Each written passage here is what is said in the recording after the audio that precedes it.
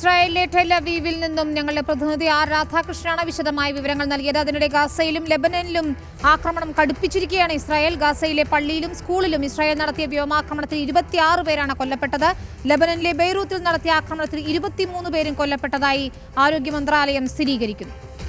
ഗാസയിലെ there Al Balah പട്ടണത്തിലെ അൽ അക്സ ആശുപത്രിക്ക് സമീപത്തുള്ള സ്കൂളിലും പള്ളിയിലുമാണ് ഇസ്രയേൽ വ്യോമാക്രമണം നടത്തിയത്. കുടിയൊഴിപ്പിക്കപ്പെട്ടവർക്ക് അഭയം നൽകിയിരുന്ന പള്ളിയിലും സ്കൂളിലുമാണ് ആക്രമണമുണ്ടായതെന്ന് പലസ്തീൻ ആരോഗ്യ മന്ത്രാലയം അറിയിച്ചു.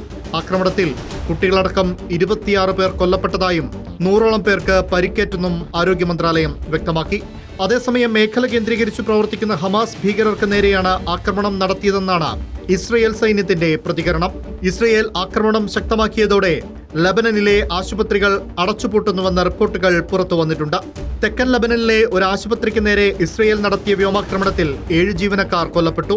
ഇതടക്കം 24 മണിക്കൂറിനിടെ ഇസ്രയേൽ നടത്തിയ വിവിധ ആക്രമണങ്ങളിൽ 23 പേർ കൊല്ലപ്പെട്ടതായാണ് കണക്ക്. ഇതിനിടെ തെക്കൻ ലബനനിൽ ജനങ്ങളോട് ഒഴിഞ്ഞു പോകാൻ ഇസ്രയേൽ സൈന്യം വീണ്ടും നിർദ്ദേശം പുറപ്പെടുവിച്ചു. പ്രദേശത്തെ ഹിസ്ബുള്ള നേതാക്കളുടെ താവളങ്ങൾ കേന്ദ്രീകരിച്ച് ആക്രമണം കടുപ്പിക്കുമെന്നാണ് ഇസ്രയേലിന്റെ വിശദീകരണം. ഇസ്രയേലിനെ അപകടത്തിലാക്കാനാണ് ശ്രമമെങ്കിൽ ഇറാന്റെ അന്ത്യവും ഗാസയ്ക്കും ബെയ്റൂത്തിനും സമമായിരിക്കുമെന്ന് ഇസ്രയേൽ പ്രതിരോധ മന്ത്രി യോവ് ഗാലന്റ് വ്യക്തമാക്കി. 1 വർഷത്തോളമായി ഗാസയിൽ ഇസ്രയേൽ തുടരുന്ന ആക്രമണത്തിൽ ഇതുവരെ 41,870 പേർ കൊല്ലപ്പെട്ടതായും 97,166 പേർക്ക് പരിക്കേറ്റതായും പലസ്തീൻ ആരോഗ്യ മന്ത്രാലയം അറിയിച്ചു. International desk reporter.